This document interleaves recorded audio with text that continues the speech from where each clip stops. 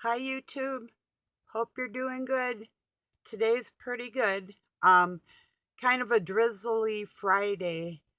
Little bit. Not bad, not real cold or anything, so it's tolerable as far as my arthritis isn't too bad. If it was colder and wet, it would be a little worse, but not too bad. And it affects Doug's cat not feeling well, and I'm sure any animal that's getting old out in the wild there, you know. But anyway, what's everybody up to this weekend? Me? I don't know. I have no clue. I have big plans this coming week. I've got the lumber I need to finish that kitty house, so um I've got it designed in my mind's eye what I'm going to be doing inside there, making hutches and shelves and different things like a play area. I already got a bunch of toys in there for them, and so yeah, um, yeah, it keeps me busy. What the heck, right? Might as well. What else am I gonna do? Might as well work. Playing gets too boring all the time. Well, I don't know. I don't know. I guess like if I lived by a pool or something, I could play every day and not have a problem with it. So, yeah, that's true. Of course, I don't know what my skin would look like. Now, I used to sunbathe a lot. I got burnt like really bad one time. I was laying on some black rocks, solid granite up by Lake Superior, and I didn't realize with the reflection off I was a kid, and with the reflection off the water and the rocks, I was fried to a crisp. So I stayed up all night, and because I couldn't sleep, I couldn't even lay down. So I sat in a folding chair and kept the fire going for everybody, and then just made breakfast in the morning. So I'll talk about torturous. Ouch. And I got really sunburnt, I guess. Well, heat stroke when I was a little kid, when I was two. Um, I almost died from the sun. So, yeah, it's dangerous. It's always been dangerous. So, yeah, don't mess with the sun. You never know what's going to happen. Oh, that reminds me. I was watching Witness last night with Malia and Derek, and um, I don't know. I find it so odd when I hear people say, instead of going to the base language, and they can say whatever they want. The Bible wasn't written in Hebrew first. It was maybe the oldest form, but it was Aramaic, you know. And when you go back to the translation of those that'll be given in marriage, or there's no marriage in heaven, that's worded differently. And being the bride of Jesus is like the body of the church. There's like the members of the church is the body. That's the true translation. And the wedding supper, that's after he's already, and the word would be engaged us into his body is the correct translation. So we were engaged, and the wedding supper is the gathering after our souls ascend, you know, and or the truth that we share with each other. But that brings me back to just laughing about it. How can these men, wouldn't they rather say, gee, I'm a member of the church or a member of his body, rather than I'm going to be his bride, or I'm his bride, or the church is his bride? Um, his first bride was his church, his first disciple. But besides that, that's another story. The truth's going to come out, and it doesn't matter. But I just get that, just pretending, these people that want to pretend that, when it isn't even logical. You know, when you look at all logic, you or I, okay, ladies, you're married.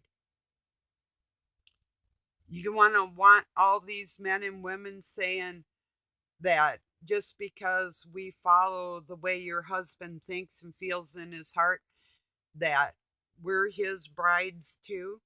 Doesn't matter if it's a man or a woman or, whoever, but um, we're his other half like that too. No, we're his brothers and sisters before God. We are all God's children, including Jesus. And I'll go back to it. And I'm gonna say it one more time.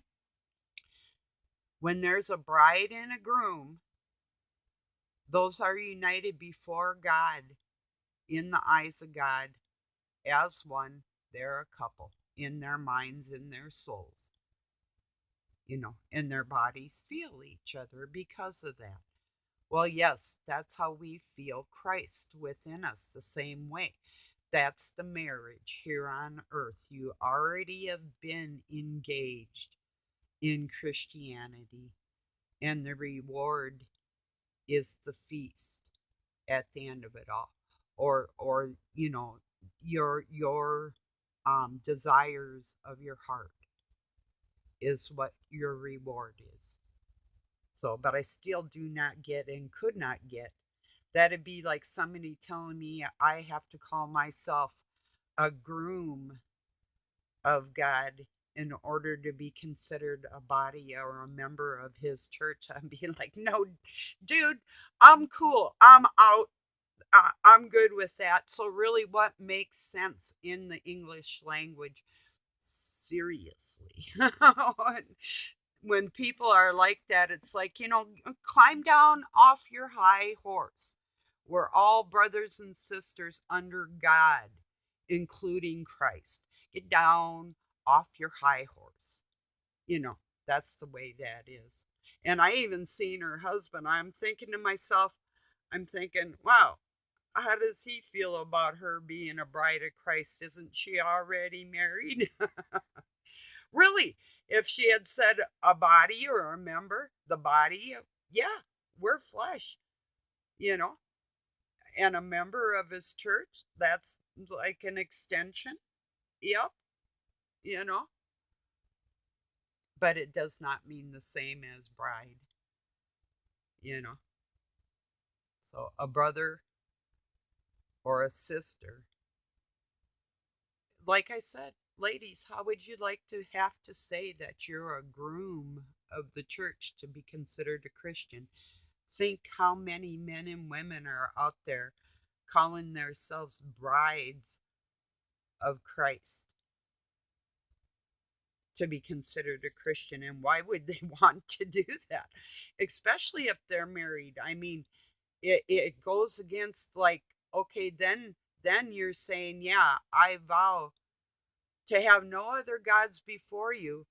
And just because you're separated in death from yours that you love, you're promised to see them again. So everything when they do this is taken away from the family of God. It's a slap in the face to every single one of us because they won't translate it further. And then they want you to call them and tell them your problems so they can console you with scriptures as they take your money. How foolish is that? If somebody isn't going to tell me the absolute truth that I know within my heart, and you know, we know, then you have to say something so other people really aren't wasting their time and money, because maybe it's a very important key issue in our scriptures and our language that we need to convey to other people so they have the correct understanding. Somewhere else in the scriptures might pertain to what I'm just saying and connect in another area to where that's going. And if you have the truth in the middle, yeah, then um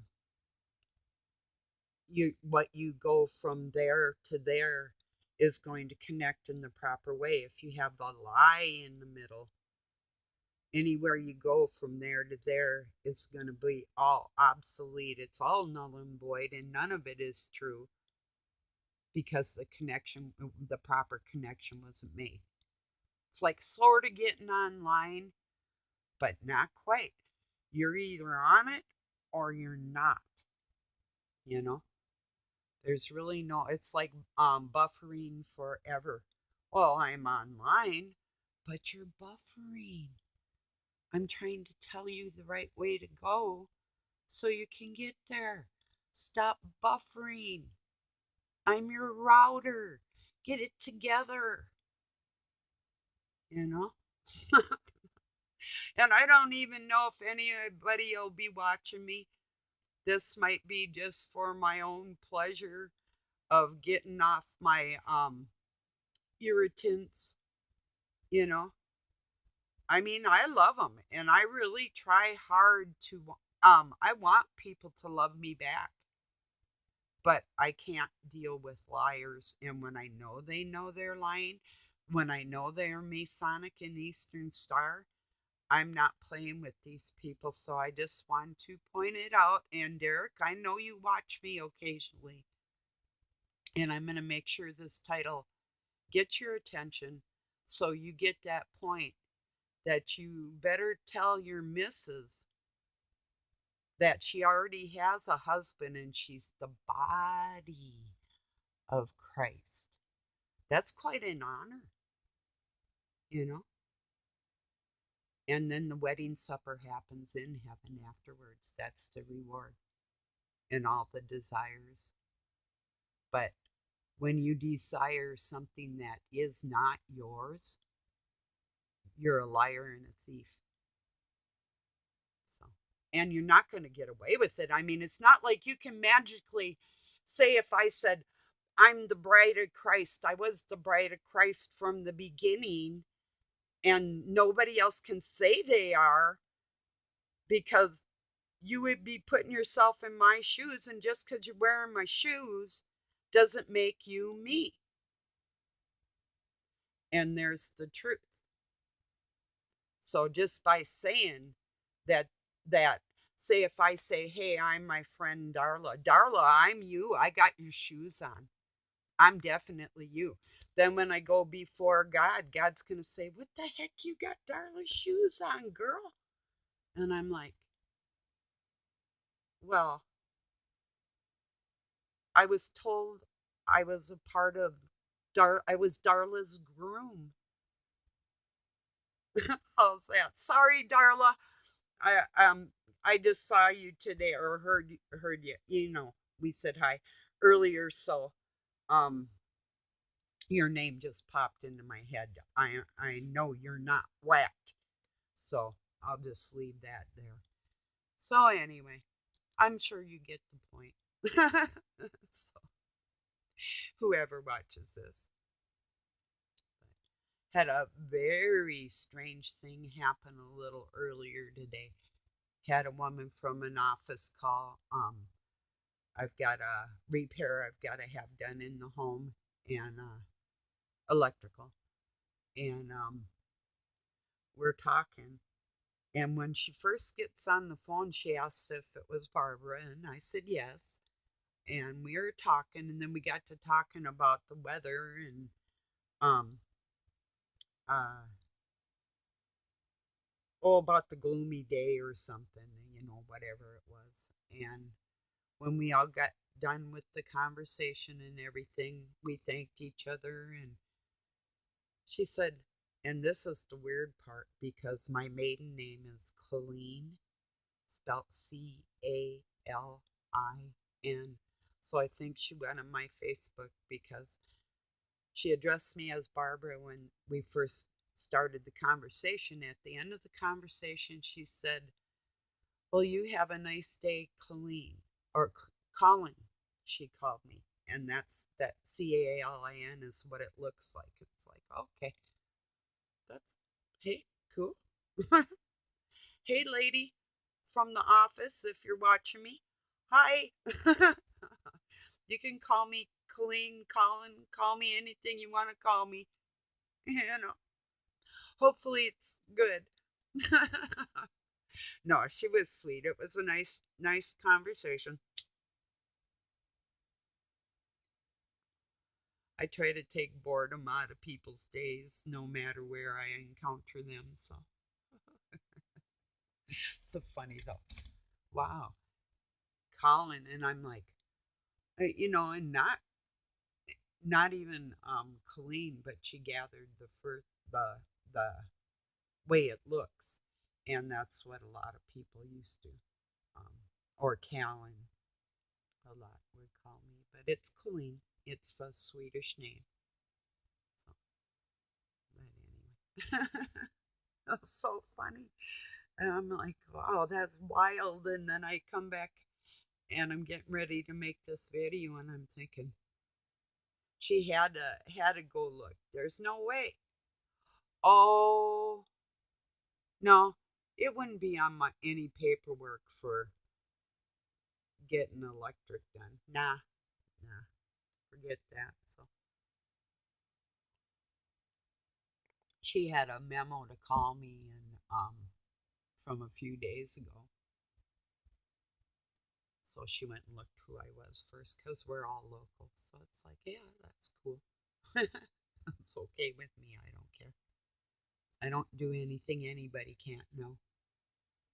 You know? Something you want to know about me? Just ask. I'm an open book. Yep. If I do something mean, you think it's mean, tell me about it. If I can change it, if I agree that it was mean, and God puts that upon my heart for real, it's going to be changed in a moment's notice. You know, but if I feel I'm standing up for something God wants me to stand up for, no amount of appealing, belittling, scripture reading, pointing the finger, accusing, whatever you want to do to me, there's absolutely nothing you will do to change my mind. Nothing. Ever. Nobody can. You know? And then I heard a reference about Job too in the book of Job, and Job being tortured by Satan. God did not give Satan permission to torture Job. God said, give it your best shot. It was a challenge from Satan that I bet you I can take your little baby down that has so much faith in you. And God says, no, you can't. Try. It wasn't go ahead and try, or I give you permission to try. Satan does not have permission to harm nobody, no human being on this planet, period. He never did, and he never will. And it's us, the ones that love our Father, that are going to be judging these archangels when we run across them. And that's what we're instructed to do, to expose them to the world and their tricks and their crafts. And I'm the master at that, and I'm not shutting up. If you knew how important it was that people got these little tidbits that I was saying here and there, you'd be speaking up more about it. That's all I know for sure. Because the connections that are here, people need to know for your own selves. Oh, anyway. God dang it. You know, all in due time, I believe. I was going to sit in my armchair today and show you what I look like, which I do occasionally, but it's like, not today.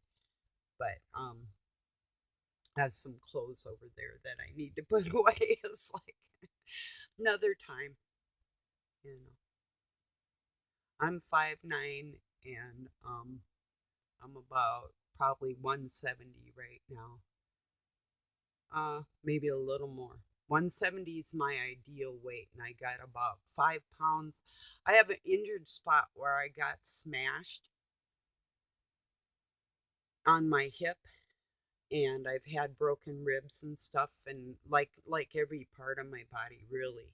But that last one was my shoulder, and then my toes, or the other way around. My toes, then my shoulder and my arm, and then would I get it smashed first? I can't remember. I'm not going to strain my brain, but when I smashed from the horse, my hip got really smashed in my tailbone and my lower back. So I've been working on everything. I wish I had a home gym, but I don't. But I do have an exercise ball, um, stationary bike, which my knee was hurting, so I had to give it a chill on that. But I've got hundreds of miles on it. But I did need to give that a break. And oh, I got one of them exercise straps over there. I'm going to start now that my arm is starting to get a little better. I tie it to that rod over there, and then I'm able to use it like one of them extensions, or like out this way, or coming up, how you step on it and you can do different. So at least I'm like, but I keep limber and I keep strong in other ways. But I'm thinking just to set that up, I really miss one. I had a workstation called an AJ Octagym. It was a little awkward as far as setting the different settings, like to do your butterflies or rowing or whatever it was. A little awkward, not horribly bad, but you could like slide it under a bed. It was really easy to, but I never put it away. I just kept it. Usually I did so many sit-ups and so much walking that if I did the butterflies or curls or whatever I was doing, I could just turn around and do some lower body stuff with the same setting, and I was good to go. Because I've rode hundreds of hours in my life, and so them like muscles are easy to redevelop, So I got them, but and them little ones on top right here too. They're pretty important. So not huge. I'm not going for big and bulky or nothing because I'm slender like that, but I'm muscular. It's like, um, you know, feminine muscles, not big. And you don't need to be big, to kick a monster's butt. It's like that doctor I watch, um, Sean Baker, MD. He's into working out and stuff, and he's a pretty big guy. It looks like he's probably six. I think he said 6'3" or 4", something like that. 250, whatever. He was like a Marine, big guy. But even a little person like me, like he's starting to do jujitsu, which is a form of judo. Um, at like I think he's 53 or something like that. So in his feet, he's like a half a century old, just starting to take martial arts, which is really cool. I would recommend one self defense course, just one, like an opening primary self defense, not even a course, maybe even one a session to get that spark in you, you know. I would recommend that, and your form. I would recommend that for anybody, no matter the art. There's one I would kind of stay away from, Aikido. And the reason why is because that's more close contact combat, although it is a good one to learn because you're learning how to use their weight against your opponent. but it can be really dangerous. You're better off, um, well, I guess any of them. I'll just go back. Any martial art you can learn, any defense course. Boxing's good. Kickboxing's better. And you got some strikes in martial arts that makes the punch look obsolete. Yeah, there's five finger death punch. There's three. There's one finger. A master can kill you with one finger. That's pretty grody. Or take your shoulder and take your elbow. Take your shoulder, slide your hand down and grab their thumb and twist like this, and you got them suckers on the ground. you know. Or if they come to get you, to slip your arm around them backwards with their head in a lock like that, and then throw your body on the ground on top of them, and you can escape. Little things like that. So it doesn't take a giant person to kick somebody's ass. Technique, and that's what this Sean was saying. He's like, I gotta go to jujitsu tonight. He's like, I hope I don't keep get my butt kicked. He said I'm, little. He said I'm still fast. He said, but some of them younger ones, it's their technique that they've practiced all their lives. That takes a person out, and it really is too. It most certainly is. If you have somebody do something to you, you do not, you have no clue, that you wouldn't even expect it. You know, that's what it's all about. It's premeditating what the person is going to try and take you out with.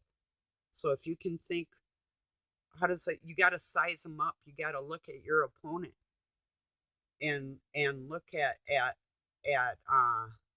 the development of their body and see what their dominant features are and what you think they're going to do and how they're going to apply something on you.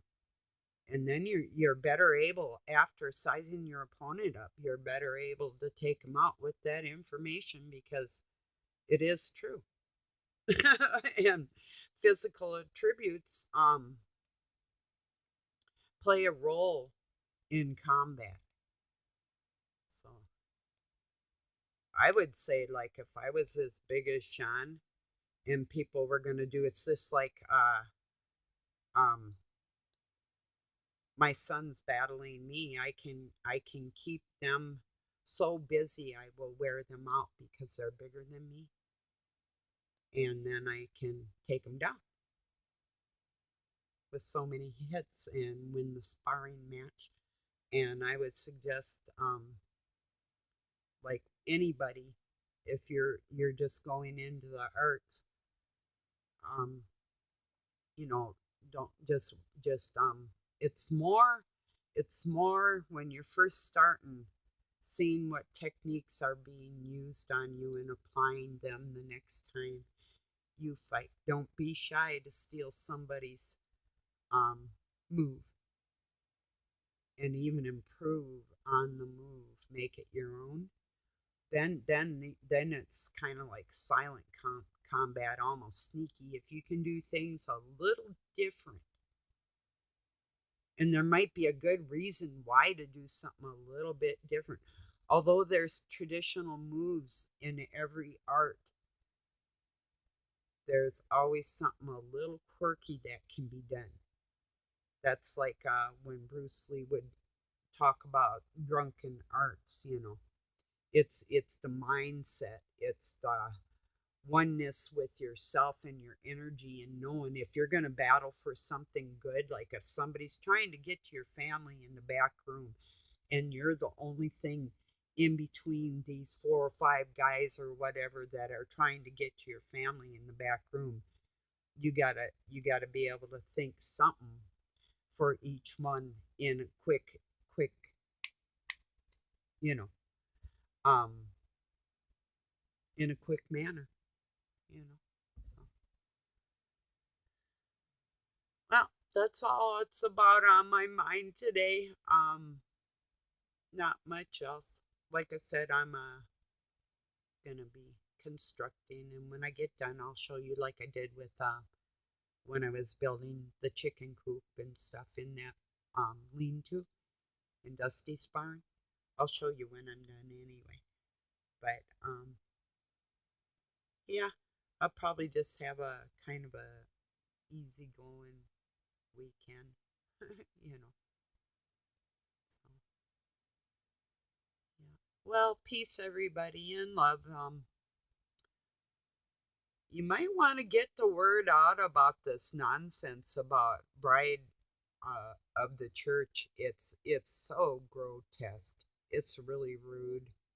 Like I said, that'd be like me being forced to be called a groom to become a member of that church. It's like that's ridiculous. That absolutely has with the celebration supper and the festival and the feast of all nations. That's what that represents. It has nothing to do with a marriage at all. And I don't need to be married to my brother. My brother is my brother under God. You know, that's who Jesus Christ is. So, I hope I made my point. If I didn't, there's nothing I can do um, to make people think logically.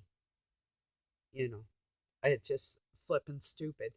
And it doesn't really piss me off. It irritates me because these people are educated people, and it's not that they don't know, it's that they refuse to tell the truth for their own gains to make themselves look better, and that's sickening. You make me sick. You really do, because you're keeping the truth from other people. That's what makes me sick about it. Otherwise, I wouldn't give a shit. I wouldn't be out here saying nothing to you people. I'm only out here saying something because God told me there's other people that really want to hear the truth, that are sick of the lies too, because they make absolutely no sense. And being logical kind of really is a big deal. You know, let's just be logical. Is that so difficult not to lie, people? Really? Even to yourself?